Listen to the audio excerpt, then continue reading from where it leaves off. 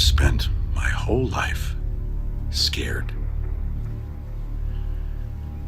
Frightened of things that could happen. Might not happen. 50 years I spent like that. Finding myself awake at 3 in the morning. But you know what? Ever since my diagnosis, I sleep just fine. And I came to realize it's that fear that's the worst of it. That's the real enemy. So, we are not ramping down. We're just getting started. Nothing stops this train. Nothing. Na 5 seizoenen nadert nu de finale van de veelgeprezen Amerikaanse serie Breaking Bad. De VPRO had een exclusief interview met de maker Vince Gilligan. I am flattered and honored by the attention Breaking Bad receives, and I am flabbergasted by it. I am very surprised. I really, you know what, when I came up with the idea, I love the character of Walter White. I found him intriguing. And I went and I pitched him to Sony Television, the company that I work for, and to AMC, the network that I work for. And when I went and had the initial meeting with these people, I didn't hold out a lot of hope that this show would be received well by anyone. Mm-hmm. But I felt a desire to pitch it because I was driven by an interest to explore this particular character.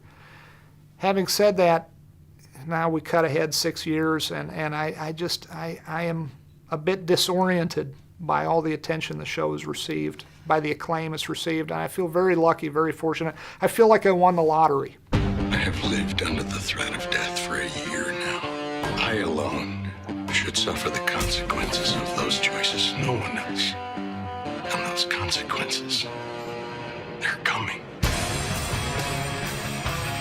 I will kill your wife. I will kill your son. I will kill your infant daughter. Get me in a room with him, and I'll do the rest. Nick, you're in danger. Who is it you think you see? I am not in danger, Skylar. I am the danger. I appreciate that I'm under no external pressure to make Walt pay for his sins. Having said that, I'm not saying that Walt will not pay for his sins in some fashion or other, but I feel fortunate to live in a time back in the past, back in, let's say, the 1940s, for instance, and with American movies, certainly, there was a requirement, an outside requirement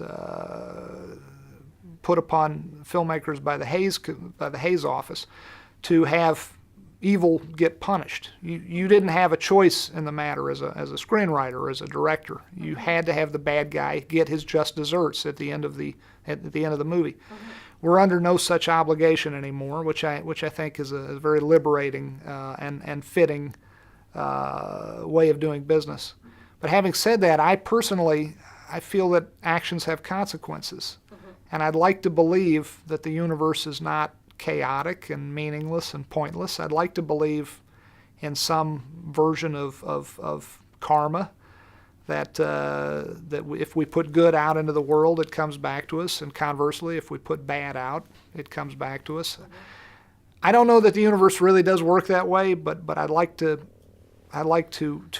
impose such order on my little fictional universe of Breaking Bad. Well, that's what I was going to say. This is your universe. So. Yeah, this is my universe. Well, our universe collaboratively, the actors, the writers, the crew.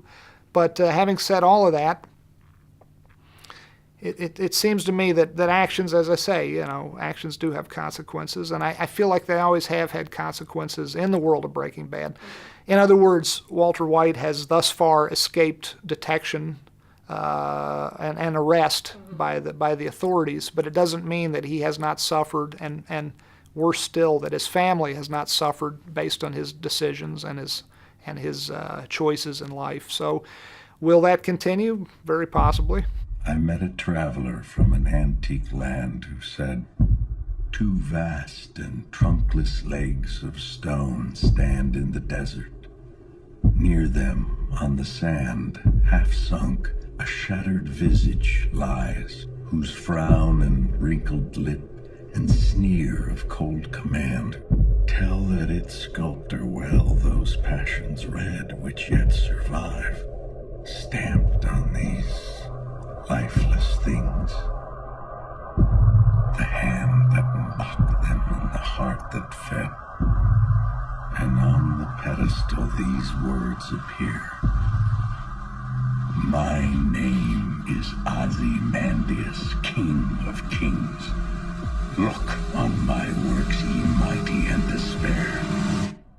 Ozymandias is a poem that I've loved since high school. It's a very descriptive poem, a very evocative poem that puts images in my mind. And what I love about what I think that it says is that, you know, human beings, in the case of Ozymandias, a king who had a great deal of power, we human beings like to see ourselves as being remembered long after our deaths. We like to see ourselves as achieving some measure of immortality through our works and our deeds here on earth. And Walter White, unfortunately, has chosen bad works and misdeeds.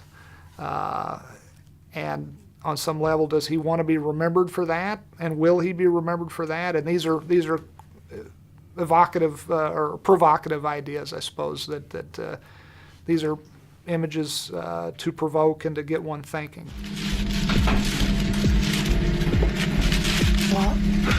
What did that phone call mean? Where is it? Where's the rest? The money, Skylar. Where is the rest? Skylar, where is the money?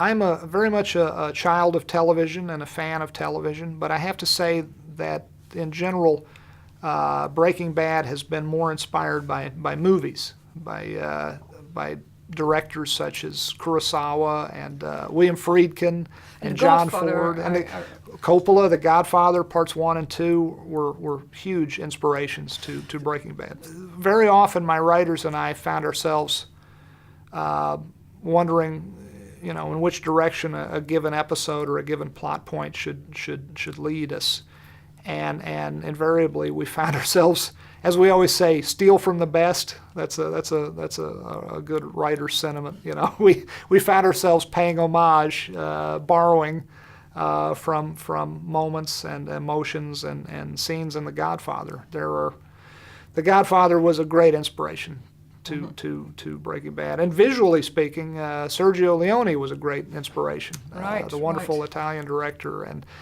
so many movies and directors have inspired the work we've done on Breaking Bad.